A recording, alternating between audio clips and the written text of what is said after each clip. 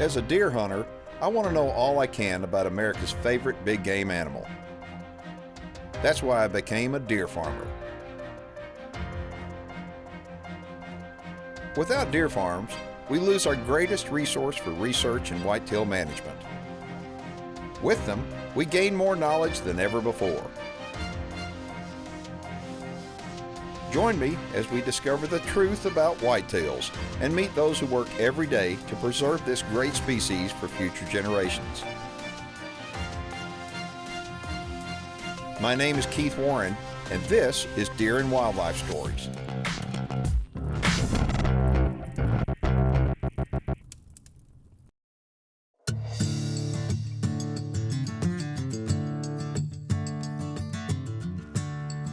If you mention to any African big game hunter the Big Five, they know exactly what you're talking about. Hey everybody, I'm Keith Warren and welcome to the show. Today we're going to be talking about the Big Five, but we're going to be talking about the Big Five deer right here at Mossy Rock Whitetails.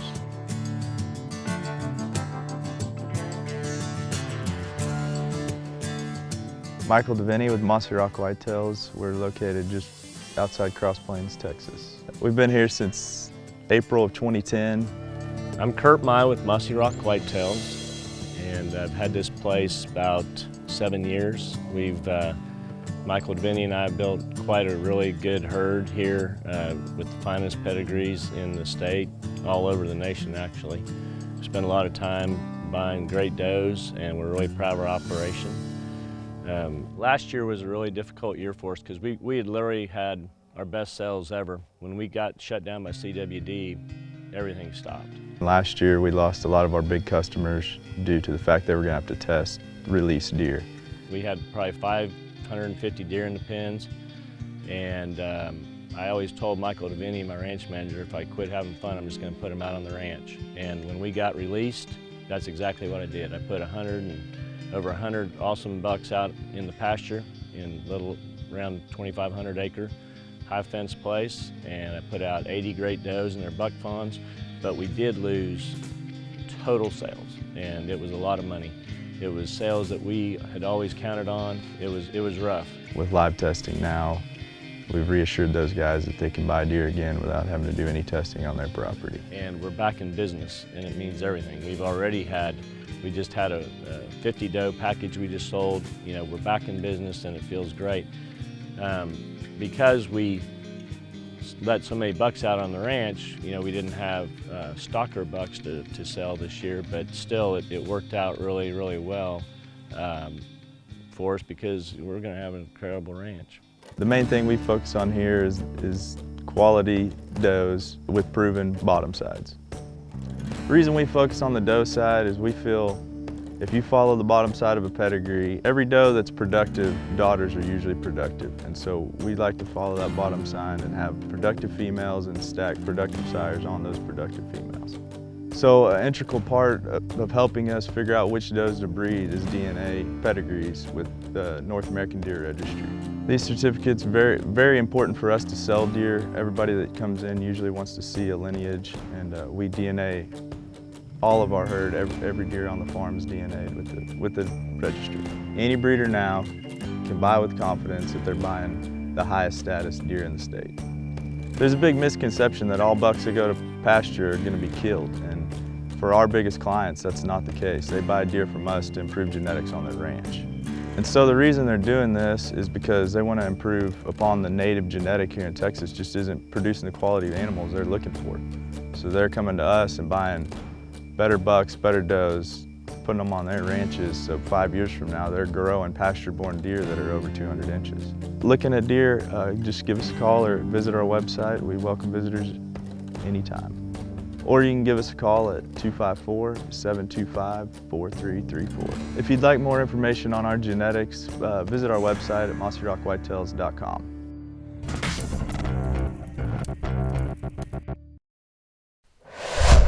Now it's time for the Beam Fence Minute.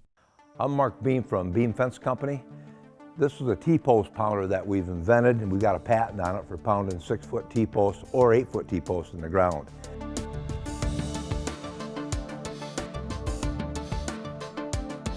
The nice thing about this T-post pounder It's a little bit heavier than the standard one that you buy, and it's also 4 foot long.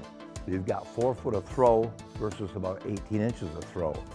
For a tall guy, he's not going to be able to pick it up high enough off the post to where when he comes back down, he's going to miss the post and injure his hand. So it's a real safe unit to use, much more efficient than the smaller ones.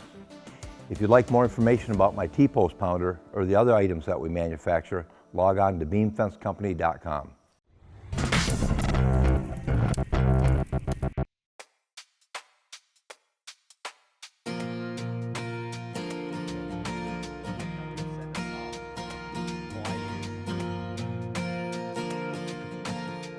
I mean, it is nice weather.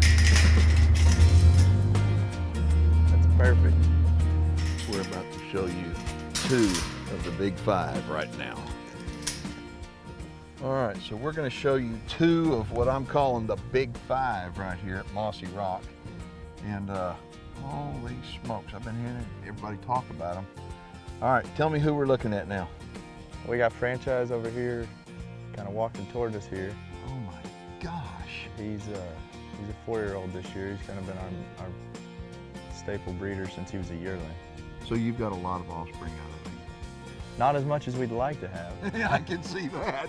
I mean, that's the one thing about yearling bucks, though. You don't Right. really know what they're going to turn into. I mean, y'all have really focused on pedigrees and growing the biggest breeder deer in the market. And so every one of your deer has got a great pedigree. Absolutely. So you've got to look at them as their yearlings and kind of say, okay, I think maybe we'll breed with him.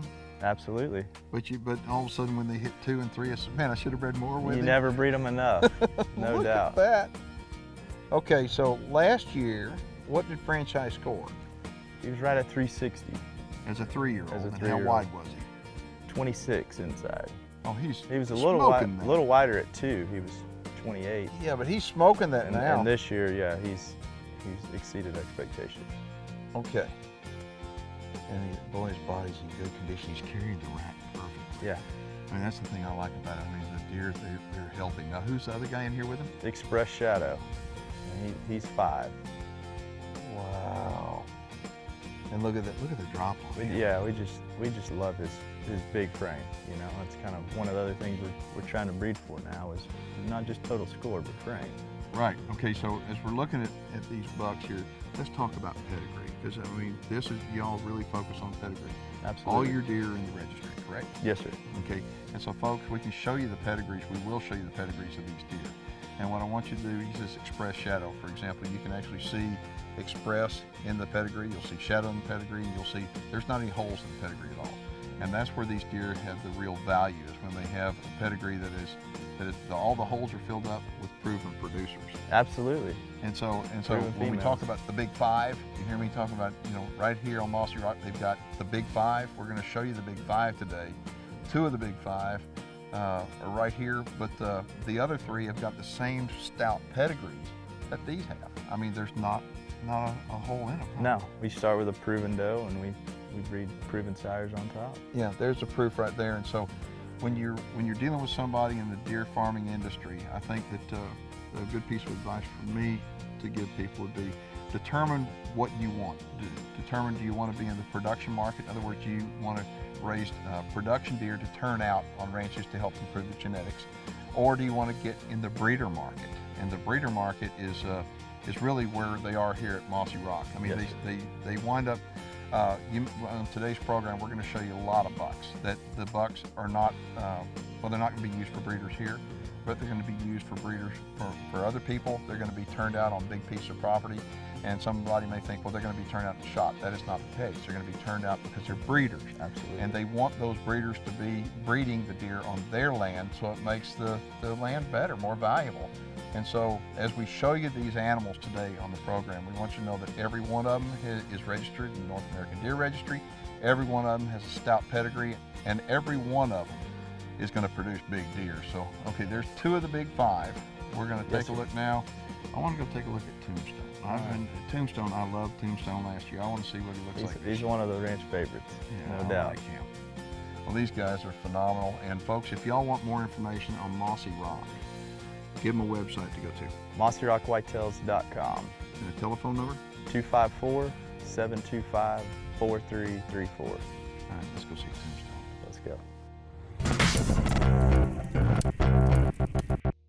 Deer and Wildlife Stories is brought to you by Record Rack Deer Feed, the North American Deer Farmers Association, New Dart, the North American Deer Registry, Beam Fence Company, WinATexasDeerFarm.com, Dr. Ray Favero's Whitetail Genetics, Headgear LLC, Superior Milk Replacer, Newport Laboratories, Advanced Deer Genetics, Whitetail Supplies, and by Keith Warren's Texas Hidden Springs Ranch.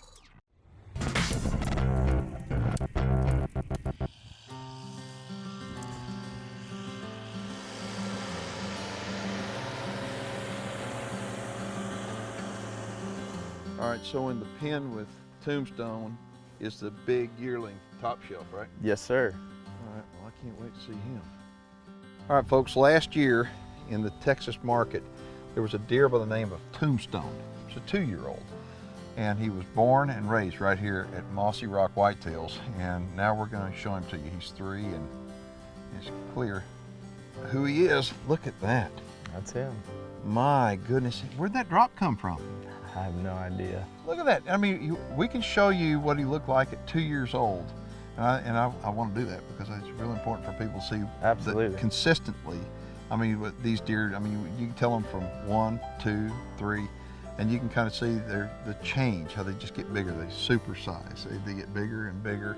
But look at him. I mean, how wide do you think he is this year? I think he's going to be close to 34, 35, something like Really? that range. I mean, I know he's over 30, doggone Yeah. right. But how wide was he last year? 26.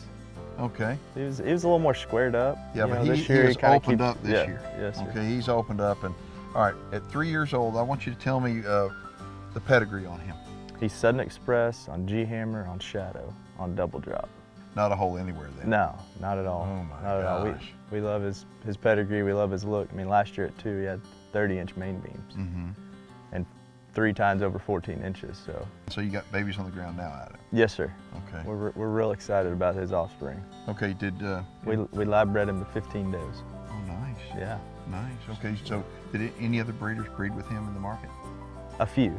Okay. What it is, there's people in the Texas deer industry that will wind up buying semen from guys that have got like the big 5, like here, and put it in their deer. A lot of times people will wait until the deer are older, Right. more proven. But y'all believe in your deer. I mean, Right. That's the deal. My thinking is, if I'm not going to breed with him, Well, I can't expect anybody else to. Right. so Right. I So- got to prove him myself, and Yeah. we just love that frame. Yeah, well, it's hard to beat that frame. And why do you have him in here? These are all of the yearlings in here. Why is he in here with you? Because when we took him out of his doe pen, we didn't want to put him back in with bucks at his age, so we put him with buck fawns to, so he could transition. They don't try to whip up on him. That's got to be top shelf. That's him. Holy smokes, look at him. All right, now, he's actually kind of starting to double roll a little bit. Yes, sir.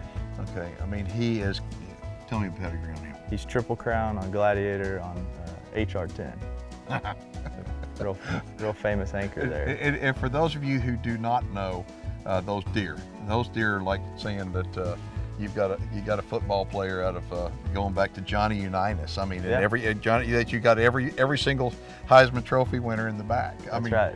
He is bred to produce, and we're extremely excited about his future. So you will be breeding with him this Absolutely. year? Okay. Absolutely. The reason why is they can look at the pedigree of that deer, and they know without a shadow of a doubt he is going to throw big. That's right. I mean, there's no doubt.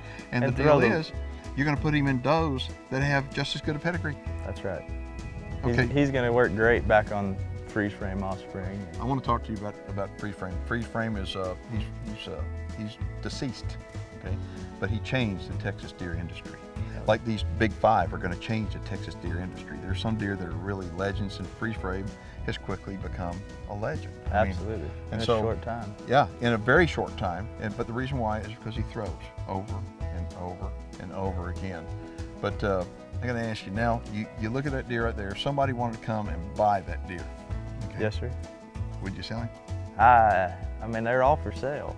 Okay, we talk about freeze frame being a legend. Tombstone is a legend. He's going to be a legend. Unfortunately, a lot of deer become legends after they're dead. But the cool thing about artificial inseminating is that we can actually take the semen from some of these legend deer, and their legend lives on and on and on. Absolutely. And the cool thing about that is when we take the proven producers, like freeze frame, like Tombstone, like franchise. I mean, and we can keep them really out in the deer industry for long after they've been gone. That's neat. But getting back to value, tell everybody there was just a sale at the Texas Deer Association, and you sold a fawn. Choice fawn off the ranch. Okay, that was out of Freeze frame. Okay, tell them. Well, that was the pick. It was choice off the farm, and they picked a freeze frame offspring and brought $40,000. Now think about that, $40,000 for a little bitty fawn. Doe fawn. A doe fawn at that. But you know what? The doe fawn is going to be worth more than the buck fawn. Yes. And tell them why. Because the proven predictability of her paperwork. You know, the buck's got to grow. The doe's going to be a breeder. Regardless because of her paperwork. And anything you put in that doe is going to produce. That's anything. Right. I mean, right. Yeah. So you want to know how much they're worth? They're worth a whole lot of money. So, okay, the two deer in here, okay, are again, going to be Top Shelf and Tombstone. Top Shelf is a 1-year-old with an unbelievable pedigree, and Tombstone is a 3-year-old with an unbelievable pedigree. All right, we got one more of the big 5 to take a look at. That's right, that's Texas Hammer. All right, let's go see. Let's go check him out.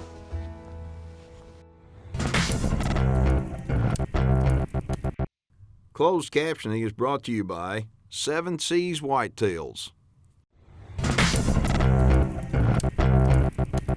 Boy, there's a lot of good deer in this pen right here. But Yes, which one are we looking for now? Texas Hammer. Okay, which one is he? This one right here. I got you. Holy smokes, look at him. And how old is he now? He's 3. Okay, pedigree on him? G Hammer on Miss Texas.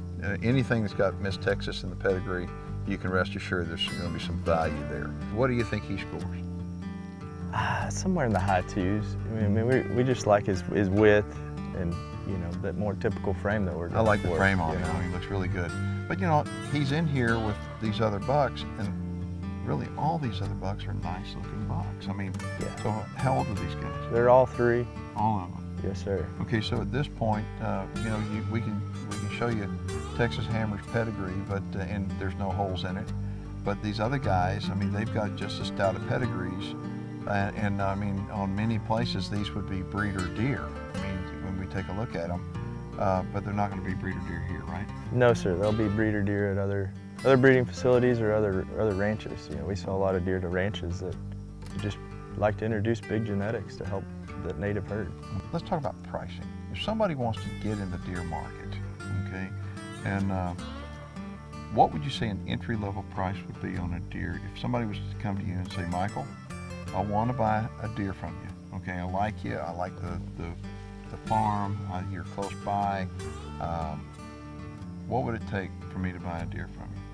Our bred does generally start around 5,000 and go up from there. Okay. That's kind of the starting point. Okay, and folks, what they'll wind up doing, like any deer breeder, they'll wind up put a package together for you. You know, most people won't come buy a deer to get started. They'll buy 2 or 3 or 5. Some of them even bigger packages than that, but y'all will put together packages for Absolutely, them, right? absolutely. What we pride ourselves on here at Mossy Rock is proven females, and when we started, we bought does that had produced and tried to build on those pedigrees. I feel like that's one of the things that sets us apart, that along with, you know, relations after the sale and just being available for our customers to call with any questions they may have. And we help them work their deer, help them through a sick deer situation. Kurt's real passionate about deer. I mean, he makes every auction. He comes out several times throughout the growing season. The guy just loves whitetails, and a real good guy to work for when they have a passion like that matches your passion. You might catch him out here in the deer pens, you might catch him on a tractor. When he's out, he likes to take a raw piece of property and make it something special. All right, Sam writes, thanks for such an informative program. I'm a dairy farmer and am fascinated about the deer industry. Looks like one day I will be a deer farmer. My question is about records. In the dairy industry, record keeping is made easy with computer software. How do deer farmers keep accurate records? Sam, it's a great question. Deer farmers have to have accurate records, and we have a specialized program called Game Management Software. It's a computer program that allows us to keep real detailed information, be able to have predictability of what we're going to grow in our pens. There's now a new device called the Fieldmaster. The Fieldmaster is made by GMS. You can take it, put it on any handheld device. Go in your pens, enter that information into the Fieldmaster program, then come back and upload it in your main program. It's called the Fieldmaster, made by Game Management Software, and record keeping is extremely important to deer farmers too. Breeding quality whitetail deer and putting them on any rural piece of real estate will improve the property value big time. And the best way to grow big whitetail deer is deal with a quality whitetail breeder. If you'd like more information, you can contact Mossy Rock Whitetails. We'll have a direct link from our website to theirs. If you have any questions or comments about the show, I'd like to hear from you. Shoot me an email. My name is Keith Warren, and thanks for watching Deer and Wildlife Stories. If you have any questions or comments about today's show, make sure and send me an email and I'll get right back to you. If you'd like more information on deer farming in general, make sure and contact the North American Deer Farmers Association.